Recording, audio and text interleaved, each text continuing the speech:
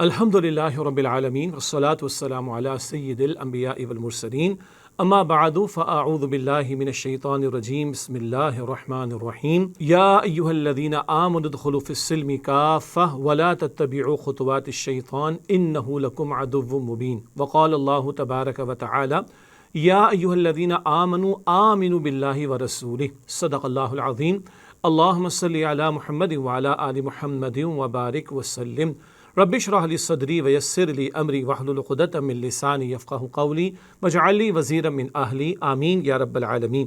ناظرین کرام السلام علیکم ورحمۃ اللہ وبرکاتہ۔ امید آپ خیریت سے ہوں گے اور ہماری دعا ہے کہ آپ جہاں کہیں بھی ہوں اللہ تعالیٰ آپ سب کو اور ہم سب کو اپنے حفظ و امان میں رکھے، عافیت اور سلامتی سے نوازے۔ اللہ تعالیٰ کی توفیق سے خطبات شہادت کے عنوان سے یہ سیریز آپ کی خدمت میں ہم پیش کر رہے ہیں۔ مقصد کیا ہے؟ شہادت کا وسیع تصور ہمارے سامنے واضح ہو، فریضہ شہادت کی تفصیل ہمارے سامنے آ جائے، شہادت کے فریضے کو ادا کرنے کے حوالے سے انبیاء اور رسول علیہ السلام کا طرز عمل کیا رہا، امام الانبیاء خاتم الانبیاء سید المرسلین صلی اللہ علیہ وسلم کا اسوہ کیا ہے، اللہ کے پیارے نبی علیہ السلام کے اصحاب رسول اور اہل بیت، اور انہوں نے کس انداز سے اس فریضہ شہادت کو انجام دیا، اور میری اور آپ کی امتی ہونے کے ناطے کیا ذمہ داری بنتی ہے شہادت کے فریضے کے حوالے سے۔ اس سیریز میں انہی باتوں کو ہم سمجھنے کی کوشش کر رہے ہیں۔ آج کی نشست میں جو بات آپ کے سامنے رکھنا مقصود ہے وہ ہے فریضہ شہادت اور اصحاب رسول صلی اللہ علیہ وآلہ وسلم۔ گزشتہ پروگرامز میں آپ کو یاد ہے ہم نے کلام کیا تھا اس بات پر کہ انبیاء اور رسول علیہ السلام نے کیسے اس فریضے کو انجام دیا۔ پھر ہم نے پچھلے پروگرام میں یہ بات کی کہ خاتم الانبیاء امام الانبیاء صلی اللہ علیہ وسلم نے فریضہ شہادت کو کس انداز سے انجام دیا۔ آج ہم کلام کریں گے کہ اصحاب رسول صلی اللہ علیہ وآلہ وسلم نے اس فریضہ شہادت کو انجام دینے کے حوالے سے کیسے کیسے قربانیوں کے واقعات ہمارے سامنے پیش کیے، کیا کیا طرز عمل ہمارے سامنے رکھا، اس پر انشاءاللہ تعالی ہم کلام کریں گے۔ رسول اللہ صلی اللہ علیہ وسلم نے یہ بھی ارشاد فرمایا، علیکم بسنتی و سنت الخلفاء راشدین المہدیین، تم پر میری سنت پر عمل کرنا لازم ہے اور میرے خلفائے راشدین، میرے ہدایت یافتہ صحابہ، ان کے طریقے پر عمل کرنا لازم ہے۔ اسی طرح وہ معروف حدیث جس میں یہ ذکر ہوا کہ کون سا گروہ جنت پائے گا، تو رسول اللہ صلی اللہ علیہ وسلم ارشاد فرمایا کہ ما انا علیہ و اصحابی، وہ لوگ جو اس رخ پر ہوں جو رخ میرا ہے اور جس رخ پر میں ہوں، جس طریقے پر میں ہوں، اور اصحابی، میرے اصحاب جس رخ پر ہیں، جو اس رخ پر ہوگا وہ گروہ جنت پائے گا۔ اللہ تعالیٰ رسول اللہ صلی اللہ علیہ وسلم اور آپ کے اصحاب کے طرز عمل کے پیچھے پیچھے ہمیں چلنے کی توفیق عطا فرمائے۔ آج کی نشست میں بھی انشاءاللہ تعالیٰ 10 باتیں ہم آپ کے سامنے رکھیں گے اور اصحاب رسول صلی اللہ علیہ وسلم کے دعوت دین کے اعتبار سے، فریضہ شہادت کو ادا کرنے کے اعتبار سے، راہ خدا میں جان پیش کرنے کے اعتبار سے، راہ خدا میں مال پیش کرنے کے اعتبار سے، راہ خدا میں دین کی جد و جہد کے دوران میں آنے والی مشقتوں کو جھیلنے کے اعتبار سے کچھ واقعات آپ کے سامنے رکھیں گے۔ تو ہمارا تسلسل یہ ہے کہ خطبات شہادت کے ذیل میں فریضہ شہادت کے ادا کرنے کے تعلق سے بات آگے بڑھ رہی، اور آج اصحاب رسول صلی اللہ علیہ وسلم کے طرز عمل کے حوالے سے 10 باتیں ہم آپ کے سامنے رکھیں گے انشاءاللہ تعالی۔ سب سے پہلی بات، قبول اسلام پر مصائب۔ ادھر اسلام قبول کیا، ادھر مصائب آنا شروع ہو گئے۔ آپ اور ہم جانتے ہیں حضرت سعد بن ابی وقاص کو رضی اللہ تعالیٰ عنہ، ان کی والدہ نے جب یہ دیکھا کہ سعد بن ابی وقاص نے رسول اللہ صلی اللہ علیہ وسلم کا کلمہ قبول کر لیا، رسول اللہ علیہ السلام پر ایمان لے آئے ہیں، تو بھوک ہڑتال کر دی۔ کہا کہ میں کھانا نہیں کھاؤں گی، میں دھوپ میں بیٹھی رہوں گی، میں سر میں کنگھی نہیں کروں گی تاکہ جوئیں مجھے تنگ کرتی تو کرتی رہیں۔ یہ بھوک ہڑتال پر اتر آئی۔ ماں تو ماں ہوتی ہے، ماں باپ کا حق بھی ہوتا ہے، لیکن یاد رہے سب سے بڑا حق اللہ تعالیٰ اور اس کے رسول صلی اللہ علیہ وآلہ وسلم کا ہے۔ سورہ عنکبوت میں بھی اللہ تعالیٰ نے رہنمائی دی ہے، سورہ لقمان میں بھی اللہ تعالیٰ نے رہنمائی دی ہے، اگر ماں باپ تم پر زور ڈالیں کہ تم اللہ کے ساتھ کسی کو شریک کرو، فلا تطیعہما، تو ماں باپ کی بات نہیں ماننی۔ ماں باپ کا حق اپنی جگہ پر ہے، لیکن ماں باپ کا ایسا مطالبہ جو اللہ تعالیٰ کے حکم سے ٹکرائے وہ نل اینڈ وائڈ ہو جائے گا، اس کو مانا نہیں جائے گا۔ رسول اللہ صلی اللہ علیہ وسلم نے حدیث میں ارشاد فرمایا، سنن ابی داؤد کی روایت ہے کہ لا طاعت لمخلوق فی معصیت الخالق، مخلوق کی ایسی اطاعت کرنا جائز نہیں جس سے خالق کی نافرمانی ہوتی ہو۔ تو سعد بن ابی وقاص کے سامنے قرآن حکیم کی آیات سورہ عنکبوت کے پہلے رکوع کی روشنی میں آ بھی گئیں، اور انہوں نے جا کے ماں کو کہہ دیا کہ تم جیسی ہزاروں مائیں قربان محمد مصطفیٰ صلی اللہ علیہ وسلم کی ذات اقدس کی خاطر میں تو محمد مصطفیٰ کا کلمہ نہیں چھوڑوں گا۔ باقی کسی نے یہ بھی کہا کہ ماں کب تک بھوکی رہے گی، بھوک ستائے گی تو کھانا کھا لے گی، دھوپ پریشان کرے گی تو سائے میں چلی جائے گی، اور جوئیں تنگ کریں گی تو وہ کنگھی بال میں کر ہی لے گی اور تیل بھی لگا لے گی۔ بہرحال اس طرح کی ٹیمپٹیشنز کے نتیجے میں یا اس طرح کی بلیک میلنگ کے نتیجے میں حق کو چھوڑا نہیں جا سکتا۔ سخت جملہ میں نے کہا مجھے معلوم ہے، مگر اس طرح جو بلیک میل کیا جاتا ہے، کبھی شوگر کوٹڈ انداز میں، کبھی ہارڈ وے کو اختیار کر کے، no way at all, no compromise regarding the دین آف اللہ سبحانہ وتعالی، اللہ کے دین کے معاملے میں کوئی کمپرومائز نہیں کیا جائے گا۔ یہ حق قبول کرنے کی راہ میں یہ ایسی رکاوٹیں، اس طرح کی مخالفت کا معاملہ بھی پیش آ سکتا ہے۔ موسیٰ بن عمیر رضی اللہ عنہ، نوجوان صحابی رضی اللہ عنہ، اور بڑا مشہور ان کا واقعہ موجود ہے، بڑے مالدار گھرانے کے فرزند تھے، خوشبو لگا کر نکلتے مکے والوں کو، مکے کی عورتوں کو پتہ چل جاتا کہ مصعب یہاں سے گزرے ہیں، اور بڑے 200-250 درہم کا بڑا مہنگا لباس دیگر علاقوں سے ان کے لیے لایا جاتا تھا۔ اتنا عمدہ لباس پہننے والے، اتنی عمدہ خوشبو لگانے والے بڑے مالدار گھرانے کے فرزند موسیٰ بن عمیر نے جب نبی مکرم علیہ الصلوۃ والسلام کا کلمہ قبول کر لیا تو گھر والوں نے نکال دیا، برہنہ کر کے نکال دیا، لباس بھی واپس لے لیا، یہ جو تمہارے جسم پر موجود ہے یہ ہم نے دیا، تمہیں کسی اور نے نہیں دیا، واپس کرو اس کو۔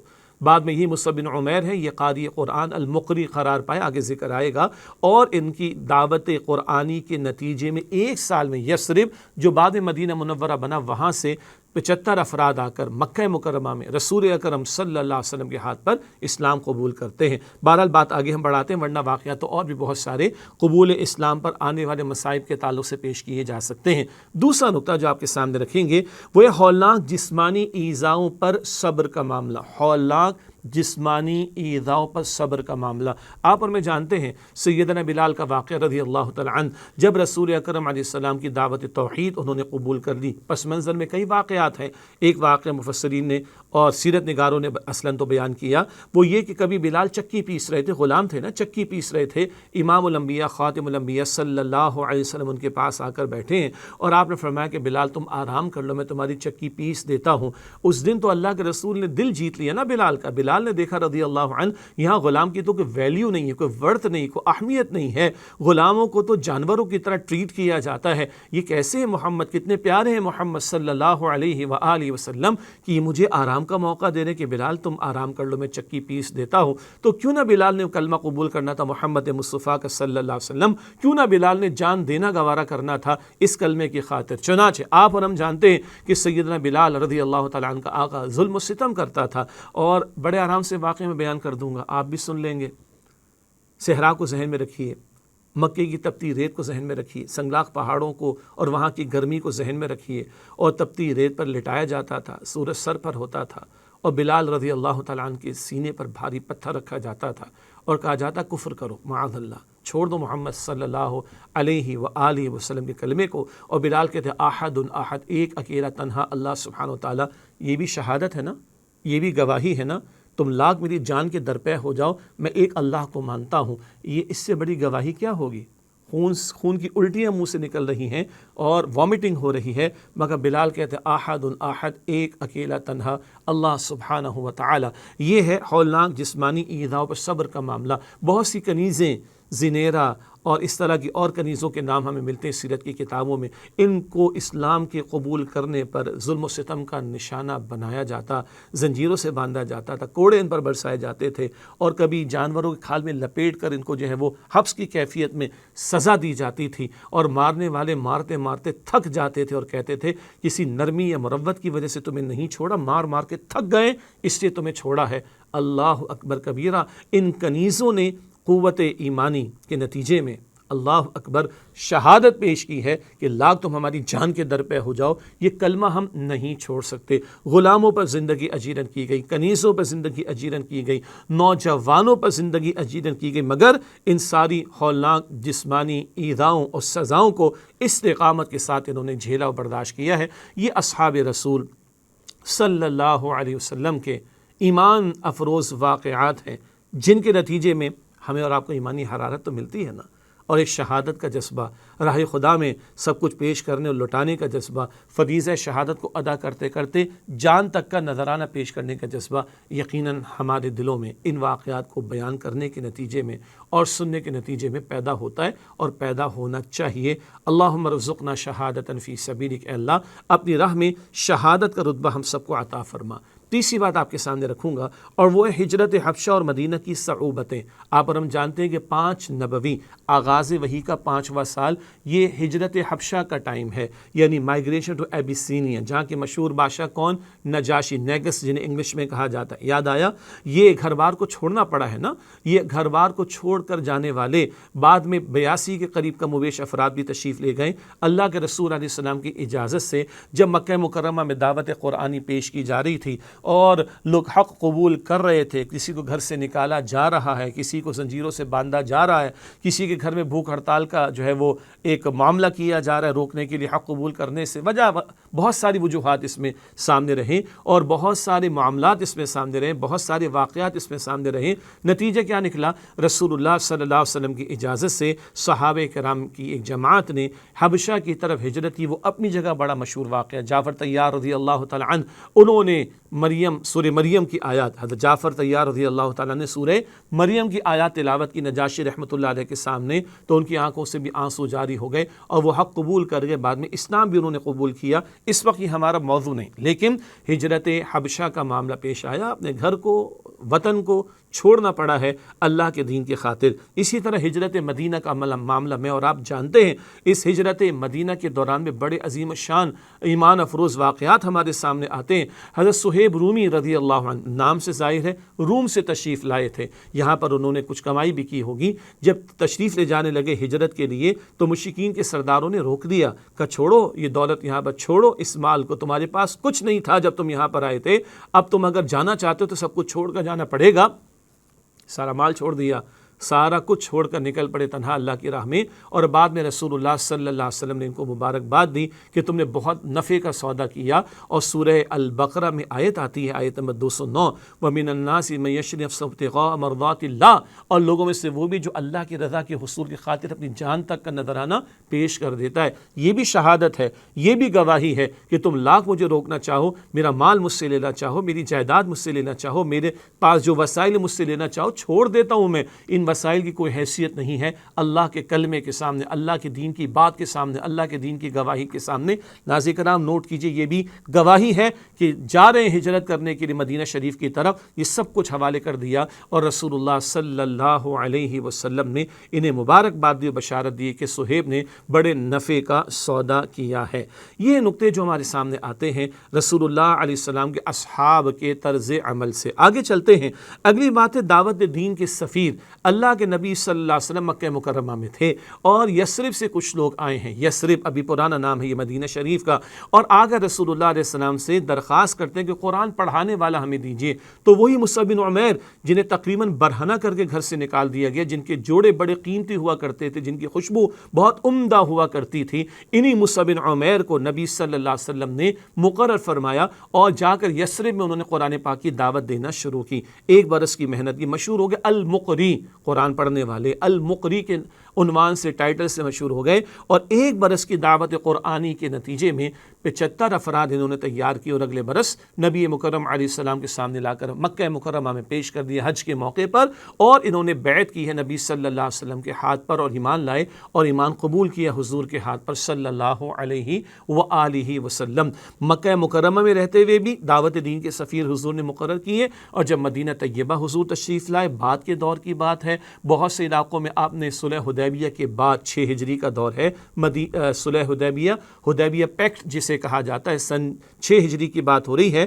اللہ کے نبی علیہ السلام نے مختلف علاقوں میں اپنے سفیروں کو بھیجا، اپنے ریپرزنٹیٹیوز کو بھیجا اللہ کے دین کی دعوت پیش کرنے کے لیے، توحید کی دعوت پیش کرنے کے لیے۔ تو مکی دور میں بھی دعوت قرآنی کے لیے سفیر مقرر کیے جاتے ہیں، اور مدنی دور میں بھی دعوت قرآنی کے لیے سفیر مقرر کیے جاتے ہیں۔ اصحاب صفہ جو حضور نبی علیہ السلام کی دعوت پر ایمان لا کر مسجد نبوی کے قریب ہی وہ رہتے تھے اور ان کا گزر بسر وہیں پر ہوا کرتا تھا، ان میں سے بھی کئی ایک کو نبی مکرم صلی اللہ علیہ وسلم نے دعوت دین کا سفیر بنا کر مختلف علاقوں میں بھیجا ہے۔ یہ مستقل چلت پھرت ہے دعوت دین کے سفیر ہونے کے اعتبار سے جو اصحاب رسول صلی اللہ علیہ وسلم کے طرز عمل میں ہمیں دکھائی دیتی ہے۔ گویا یہ 23 برس کی جد و جہد جو رسول اللہ فرما رہے ہیں صلی اللہ علیہ وسلم، آپ کے صحابہ آپ کے ساتھ ہیں مصائب کو جھیلنے میں، ایذاؤں کو برداشت کرنے میں، اور ہجرت حبشہ کا معاملہ ہو، ہجرت مدینہ کا معاملہ ہو، ان ساری صعوبتوں کو برداشت کرنے میں اور مختلف علاقوں میں جا کر دعوت دین کو پیش کرنے میں مکمل طور پر اصحاب رسول صلی اللہ علیہ وسلم نے نبی مکرم علیہ السلام کا ساتھ دیا ہے فریضہ شہادت کو ادا کرنے کے لیے۔ ناظرین کرام ایک وقفہ لیتے ہیں، اس کے بعد انشاءاللہ آپ سے ملاقات ہوتی ہے۔ ورحمۃ اللہ وبرکاتہ۔ ناظرین کرام خوش آمدید کہتے ہیں خطبات شہادت سیریز کے تعلق سے۔ آج ہم بات کر رہے ہیں فریضہ شہادت اور اصحاب رسول صلی اللہ علیہ وآلہ وسلم۔ بات کو آگے بڑھانے سے پہلے رکھتے ہیں آپ کے سامنے 4 نقطے جو ہم نے وقفے سے پہلے آپ کے سامنے پیش کیے۔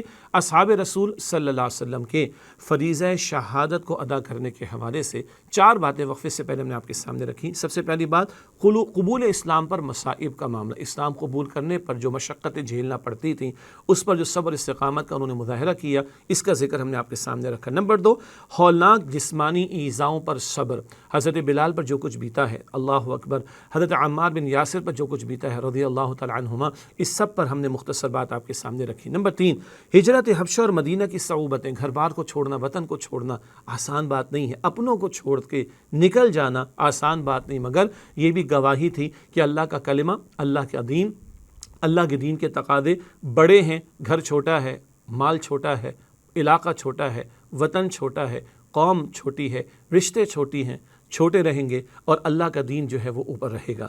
آئیے اگلی بات کو بھی دہراتے تھے، وہ ہے دعوت دین کے سفیر۔ مکی دور میں بھی صحابہ کرام کو حضور معین فرماتے مختلف علاقوں میں دعوت کے لیے، اور مدنی دور میں بھی اللہ کے نبی علیہ السلام نے صلح حدیبیہ کے بعد اپنے خطوط روانہ کیے مختلف بادشاہوں کی طرف، ذمہ داران کی طرف، اور مختلف صحابہ کرام کو اپنے دین کا سفیر بنا کر رسول اللہ صلی اللہ علیہ وسلم نے بھیجا تھا۔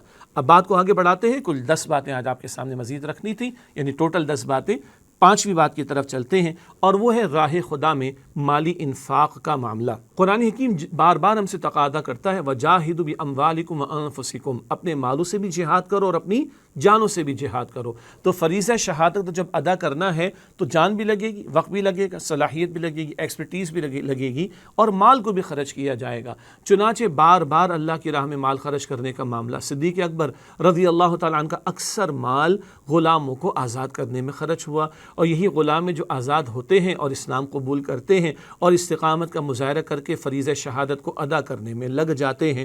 ایسے بہت سے مواقع پر دیگر صحابہ کرام نے بھی مال خرچ کیا ہے۔ مدنی دور میں اس کی خاص شان ہمیں دکھائی دیتی ہے۔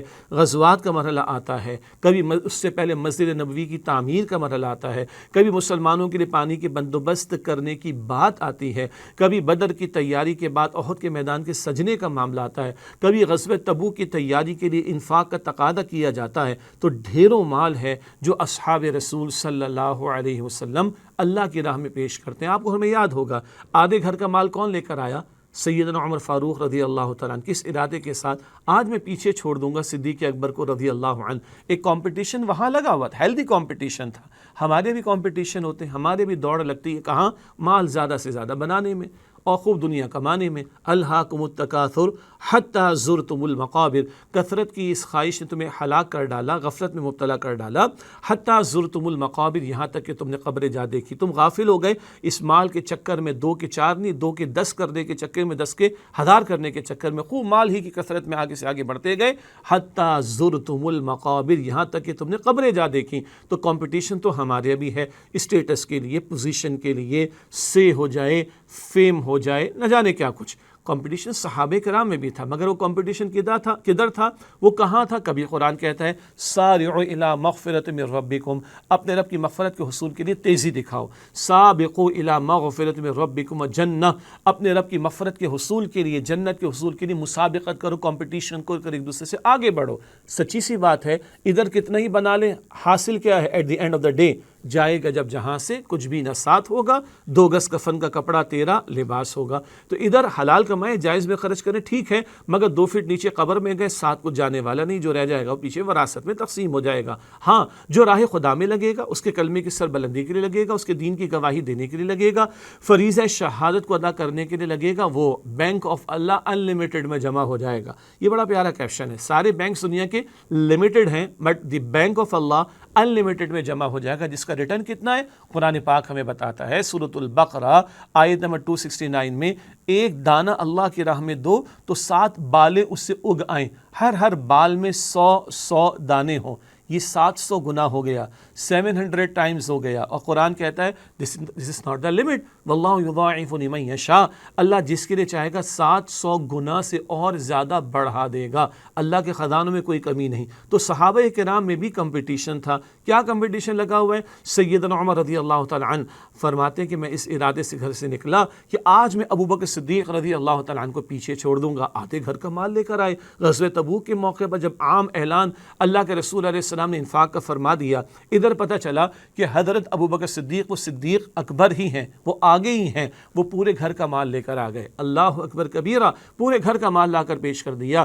اللہ کے رسول علیہ السلام نے دریافت فرمایا ابو بکر گھر میں کیا چھوڑ کر آئے؟ فرمایا کہ اللہ اور اس کے رسول کو چھوڑایا ہوں، اللہ اس کے رسول کافی ہیں، ان کی پکار پر لبیک کہہ کے اگر ہم کچھ لگا رہے ہیں اللہ اس سے بہتر ہمیں عطا فرمائے گا، اللہ اور اس کے رسول گھر والوں کے لیے کافی ہیں۔ یہ کمپٹیشن ہے، یہاں مال لگ رہا ہے، غزوہ تبوک کا موقع ہے۔ ہاں عرب کی حد تک اللہ کا دین غالب ہو گیا، اب عرب سے باہر نکل کر سلطنت روما سے ٹکراؤ کا معاملہ، اس ٹکراؤ سے بھی تو شہادت پیش کرنی ہے نا۔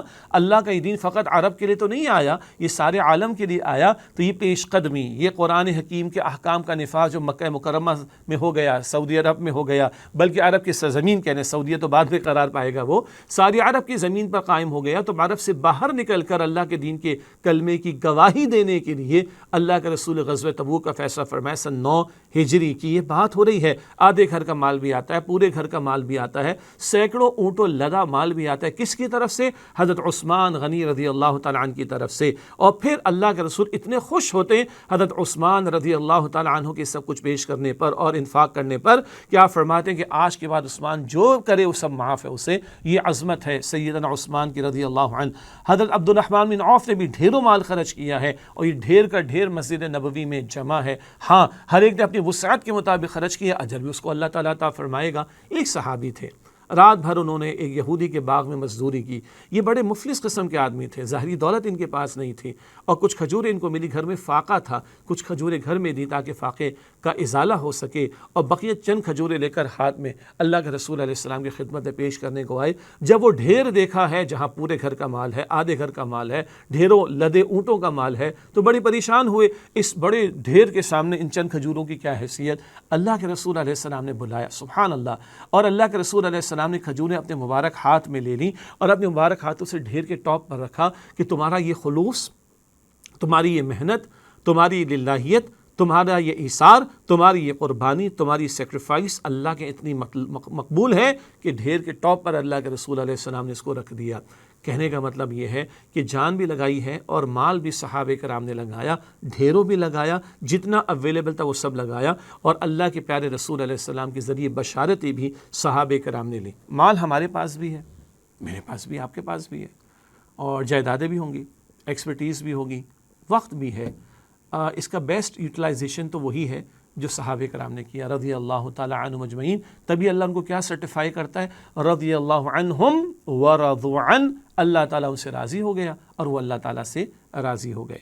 ہم چاہتے ہیں کہ اللہ ہم سے راضی ہو، تو اصحاب رسول کی پیروی کرنی ہوگی صلی اللہ علیہ وسلم، اور فریضہ شہادت کو ادا کرنے میں مال بھی لگانا پڑے گا، وہ دین کی نشر و اشاعت کے لیے، وہ دین کی دعوت کے لیے، وہ دین کی تبلیغ کے لیے، وہ دین کے میسج کو کنوے کرنے کے لیے، دین کے پیغام کو عام کرنے کے لیے، وہ اللہ کے کلمے کی سربلندی کے لیے، وہ اللہ کے دین کو غالب کرنے کی جد و جہد کے لیے مال تو خرچ کرنا پڑے گا۔ اور میرے اور آپ کے مال ہاں حلال میں سے ہونا چاہیے، حرام مال کا صدقہ قبول نہیں ہوتا، حرام مال سے پلا ہوا جسم جہنم کا مستحق ہوگا، حرام مال کا لباس اگر جسم پر ہے تو دعا قبول نہیں ہوگی۔ یہ صحیح مسلم شریف میں روایات ہیں، احادیث مبارکہ ہیں، رسول اکرم صلی اللہ علیہ وسلم کے مبارک فرامین ہیں کہ جن کا حاصل ہے کہ حرام سے اللہ کے ہاں صدقہ قبول نہیں ہوتا۔ اللہ پاک ہے، حدیث شریف ہے مسلم شریف میں، اللہ تعالیٰ طیب ہے، پاک ہے، لا یقبل الا طیبا، اللہ تعالیٰ طیب کے سوا کچھ قبول نہیں کرتا، تو پاکیزہ اور حلال اللہ کی راہ میں پیش کرنا ہے۔ یہ ہے راہ خدا میں مالی انفاق کا پہلو جو میں نے آپ کے سامنے رکھنا تھا۔ اگلی بات کی طرف چلتے ہیں، وہ چھٹی بات، راہ خدا میں جانوں کا نظر آنا۔ اس پر آئندہ بھی کلام ہوگا انشاءاللہ تعالی۔ صحابہ کرام نے مال بھی پیش کیا، جانیں بھی پیش کی ہیں۔ مکی دور میں حضرت سمیہ کی شہادت بھی ہے، حضرت یاسر کی شہادت بھی رضی اللہ تعالی عنہما۔ غزوہ بدر میں 14 صحابہ کرام کی شہادتیں ہیں، اور غزوہ احد میں 70 صحابہ کرام کی شہادتیں جانوں کے نذرانے ہیں۔ اسی طرح دور نبوی میں صلی اللہ علیہ وسلم 23 برس کی محنت اور جد و جہد کے دوران میں 259 صحابہ کرام نے جانوں کے نذرانے پیش کیے ہیں، تب اللہ کا دین غالب ہوا۔ تو فریضہ شہادت کو ادا کرتے ہوئے مال بھی لگانا ہے اور جان بھی۔ بار بار قرآن پاک میں مال کا ذکر پہلے آتا ہے، جیسے کہ پہلے بھی آیت کریمہ کا حصہ پیش کیا گیا، وَجَاهِدُوا بِأَمْوَالِكُمْ وَأَنفُسِكُمْ، جان سے بھی، مال سے بھی جہاد کرو اور جان سے بھی جہاد کرو۔ مال کا ذکر پہلے، جاہدوا بِأَمْوَالِكُمْ وَأَنفُسِكُمْ، اپنے مالوں سے بھی جہاد کرو اللہ کے راہ میں، اور اپنی جانوں سے بھی جہاد کرو۔ نوٹ کیجئے گا، جان بالفعل لگا دینے کے مواقع کم ہوتے ہیں، کبھی کبھی شاید موقع ہے، مال لگانے کے مواقع ہمیشہ ہیں۔ تو کیا خیال ہے، لگنا چاہیے نا اللہ کی راہ میں؟ اور 2 البقرہ کی آیت 269، 700 گنا سے زیادہ اجر اللہ تعالیٰ گارنٹی فرما رہا ہے، اور اللہ تعالیٰ اپنے بارے میں فرماتا ہے وَمَنْ أَصْدَقُ مِنَ اللَّهِ قِيلًا وَمَنْ أَصْدَقُ مِنَ اللَّهِ حَدِيثًا۔ سورہ نساء کی آیت نمبر 122 بھی ہے، سورہ نساء کی آیت نمبر 87 بھی ہے۔ اللہ سے بڑھ کر کس کی بات سچی ہوگی، اللہ سے بڑھ کر کس کا قول سچا ہوگا؟ تو اللہ کے وعدوں پر یقین رکھتے ہوئے مال بھی لگانا ہے، اور جان لگانے کے لیے بھی ارادہ کرنا ہے۔ یاد آئی حدیث، اللہ کے رسول علیہ السلام نے فرمایا نا، جس نے نہ کسی غزوہ میں شرکت کی، نہ اس کے دل میں تمنا تھی کہ راہ خدا میں جان کا نذرانہ پیش کر دے، اور اس حال میں وہ دنیا سے جا رہا ہے، تو وہ نفاق کی ایک حالت پر دنیا سے جا رہا ہے۔ اللہ محفوظ رکھے۔ اللہم ارزقنا شہادتا فی سبیلک، اے اللہ اپنی راہ میں ہمیں شہادت کا رتبہ عطا فرما۔ تو اصحاب رسول نے صلی اللہ علیہ وآلہ وسلم مال بھی پیش کیا ہے اور جانوں کا نذرانہ بھی پیش کیا ہے۔ 7ویں بات، رشتہ داروں پر دین کی ترجیح، بہت اہم نقطہ ہے۔ رشتہ داروں پر دین کو ترجیح دینا، اللہ کے دین کی جد و جہد کو ترجیح دینا، قرآن پاک بھی تقاضا کرتا ہے، صحابہ کرام سے بھی تقاضا ہوا۔ سورہ توبہ کی آیت نمبر 24 میں فتح مکہ سے پہلے کی یہ آیات ہیں، اور فتح مکہ سے پہلے صحابہ کرام کو ذہنی طور پر، فکری طور پر، قلبی طور پر عملاً تیار کرایا جا رہا ہے۔ پتہ ہے کیوں؟ مدینہ شریف تو آگے تھے ہجرت کر کے، اب جب مکے والوں کے خلاف اقدام کرنے تو اپنے بھی تو ہوں گے نا، اپنوں سے بھی تو ٹکراؤ ہوگا، اپنوں سے بھی تو تلوار سے تلوار ٹکرائی جائے گی، اپنوں کو بھی تو شاید قتل کرنا پڑ جائے جو اسلام قبول جنہوں نے نہیں کیا اور جو دشمنوں کے کیمپ میں تھے، کفار کے کیمپ میں تھے۔ کیا کہتا ہے قرآن؟ سورہ توبہ آیت نمبر 24 میں، قُلْ إِنْ كَانَ آبَاؤُكُمْ وَأَبْنَاؤُكُمْ وَإِخْوَانُكُمْ وَأَزْوَاجُكُمْ وَعَشِيرَتُكُمْ، اے نبی صلی اللہ علیہ وسلم فرما دیجئے لوگو، اگر تمہیں تمہارے باپ اور بیٹے اور بھائی اور بیویاں اور رشتہ دار، یہ 5 رشتے بتا دیے، باپ، بیٹے، بھائی، بیویاں اور دیگر رشتہ دار، فرمایا وَأَمْوَالٌ اقْتَرَفْتُمُوهَا وَتِجَارَةٌ تَخْشَوْنَ كَسَادَهَا وَمَسَاكِنُ تَرْضَوْنَهَا، اور وہ تمہارے مال جو تم نے بڑی محنت سے کمائے، اور وہ تجارت جس کے نقصان کا تمہیں اندیشہ رہتا ہے، اور وہ مکانات و محلات جو تمہیں بڑے محبوب ہیں۔ یہ 8 محبتیں ہیں، 5 رشتوں کی محبتیں، اور باقی 3 مال کی، کاروبار کی، مکانات و محلات کی محبتیں۔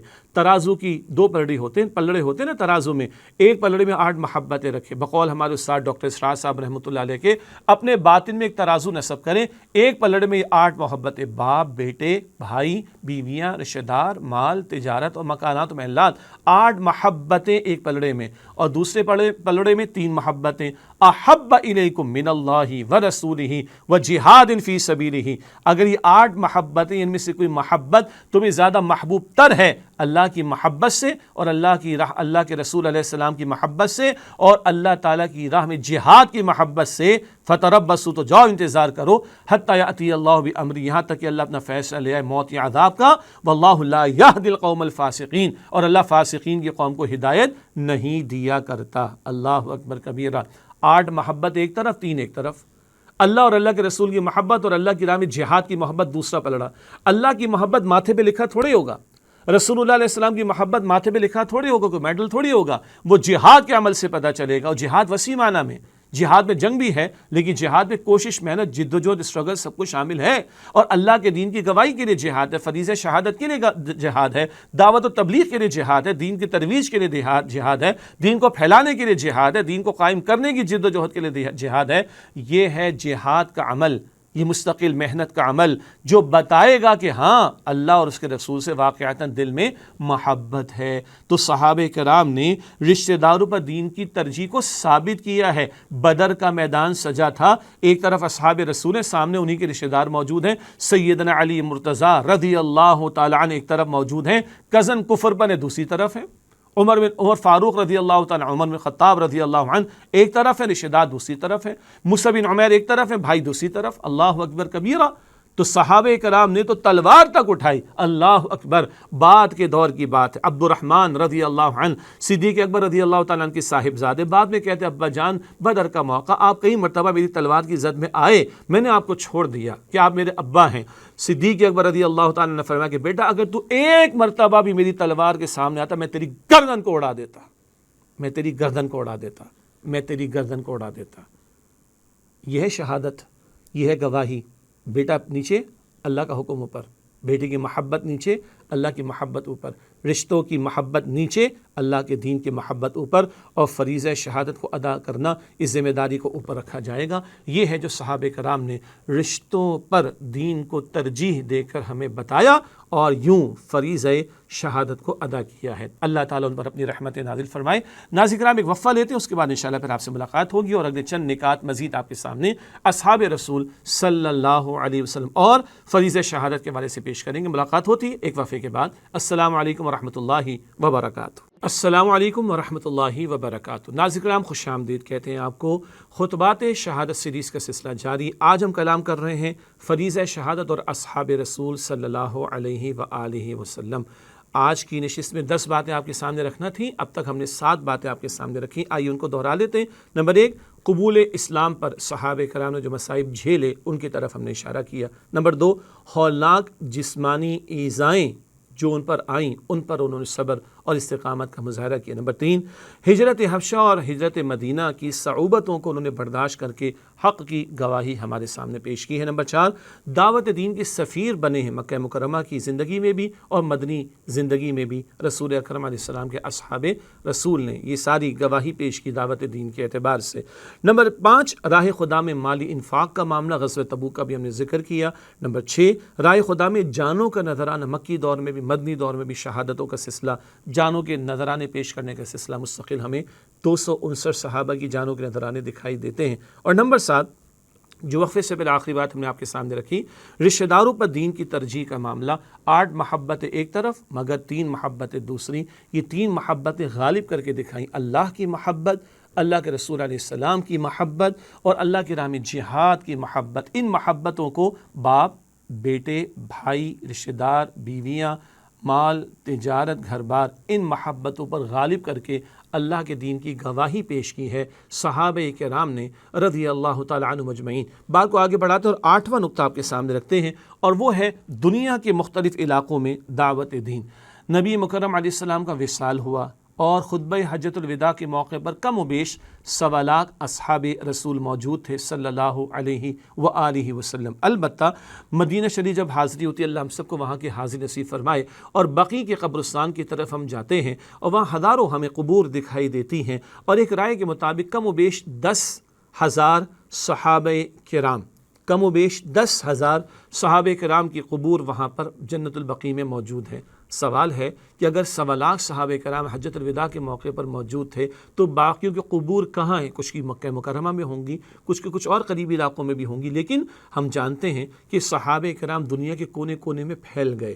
ہاں، مدینہ شریف سے بھی نکلے، پتہ ہے کیوں نکلے، کیوں چھوڑ گئے؟ اللہ کے رسول علیہ السلام کے دین کو سارے عالم میں پھیلانے کے لیے، اس فریضہ شہادت کو ادا کرنے کے لیے زمین کے چاروں کونوں کی طرف پھیل گئے۔ آپ یوں کہیے کہ دنیا کے چاروں کونوں میں پھیل گئے، ہر طرف چلے گئے ہیں۔ چنانچہ ہمیں کہیں مکران کے قریب صحابہ کرام کی قبور ملتی ہیں، چائنا میں ذکر ملتا ہے کہ صحابہ کرام کی قبور موجود ہیں، افریقہ میں ہمیں معلوم ہے کہ صحابہ کرام کی قبور موجود ہے، ترکیہ میں ہمیں معلوم ہے کہ صحابہ کرام کی قبور موجود ہے، اسی طرح دیگر علاقوں میں بھی صحابہ کرام کی قبور ملتی ہیں۔ یہ کیوں چلے گئے دنیا کے کونے کونے میں؟ یہ اس لیے چلے گئے کہ فریضہ شہادت جاری رہے گا، وقت فرصت ہے، کہاں کام ابھی باقی ہے، نور توحید کا اتمام ابھی باقی ہے۔ حضور وصال فرما گئے، مگر حضور صلی اللہ علیہ وآلہ وسلم یہ فریضہ شہادت امت کے حوالے کر گئے۔ وہی حجۃ الوداع کا خطبہ کہ فَلْيُبَلِّغِ الشَّاهِدُ الْغَائِبُ، جو تم میں سے آج یہاں موجود ہے ان لوگوں تک اس پیغام کو پہنچا دے جو یہاں پر موجود نہیں۔ تو صحابہ نے گھر بار کو چھوڑا، مدینہ شریف کو چھوڑا، اس مشن کی خاطر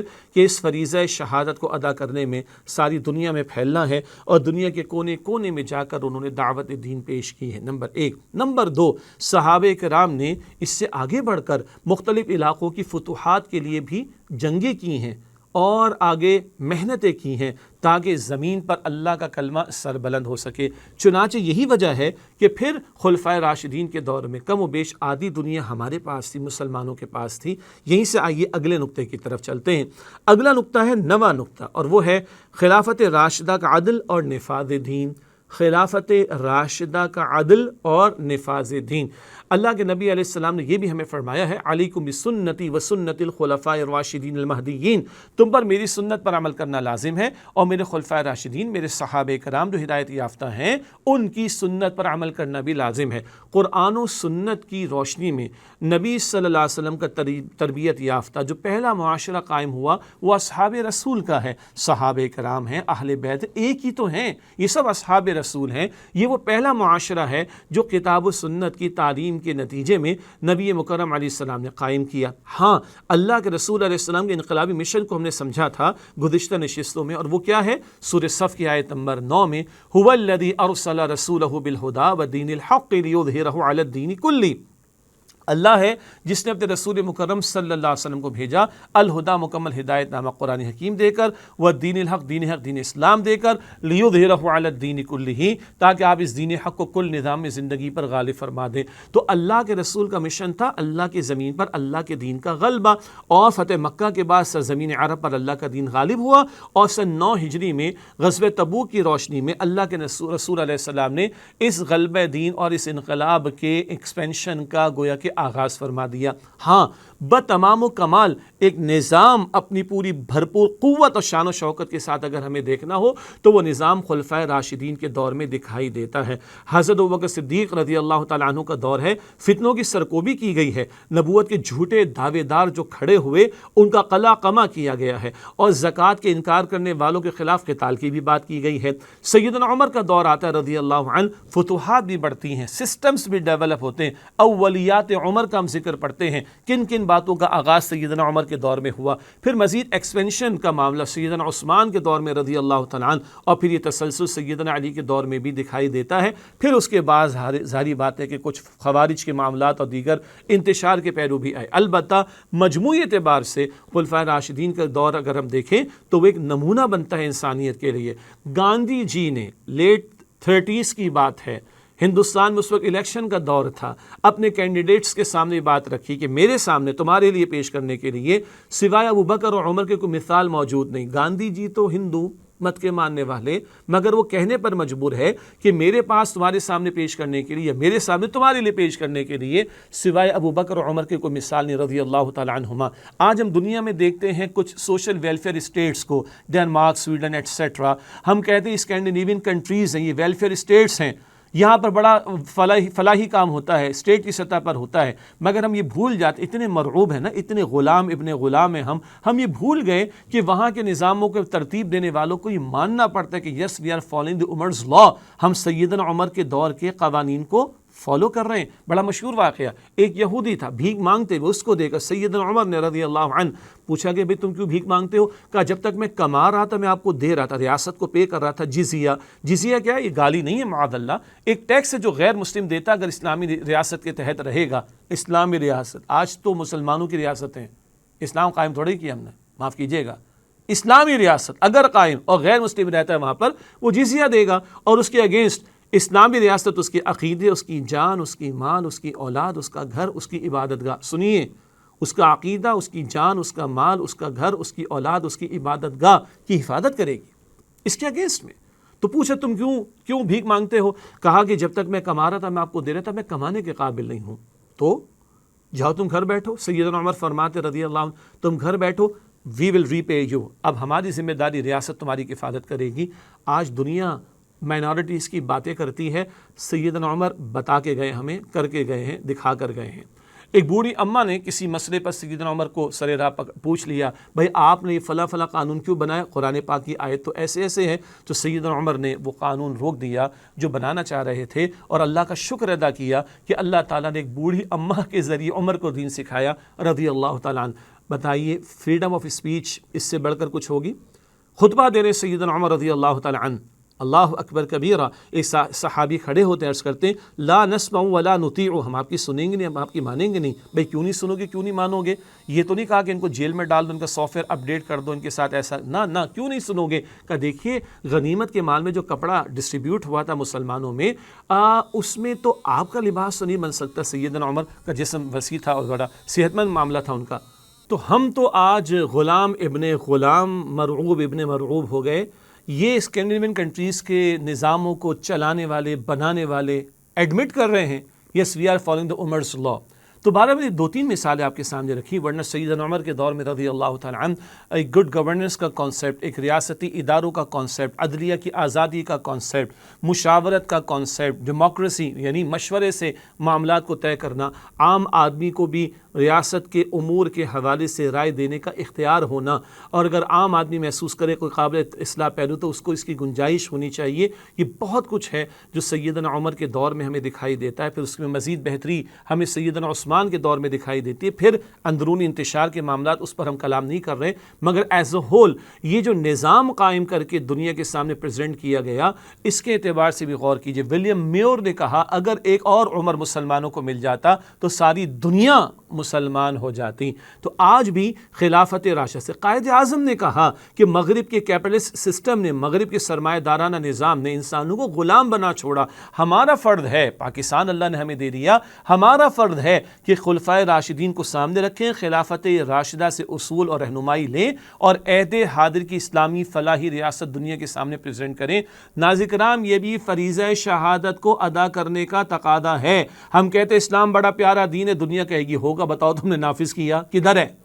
کوئی ہے خطہ زمین 2 ارب کلمہ پڑھنے والے مسلمانوں کے پاس کوئی ایک مسلم ملک ہم بتا سکتے ہیں کہ آؤ دیکھو یہاں اسلام نافذ ہے؟ نہیں. ہم تو غیروں کے ازم کے اوپر, غیروں کے نظاموں پر توجہ کیے ہوئے ہیں, اور اللہ اور اس کے رسول کی بتائی ہوئی تعلیم کو پس سے پش ڈالے بیٹھے ہیں. پاکستان بھی ہم نے اس سے لیا تھا کہ خلافت راشدہ سے اصول و رہنمائی لے کر عہد حاضر کی اسلامی فلاحی ریاست دنیا کے سامنے پیش کریں. یاد آیا اللہ کے رسول نے 3 اعتبارات سے گواہی دی, قول سے بھی, کردار سے بھی, اجتماعی جد و جہد کے ذریعے.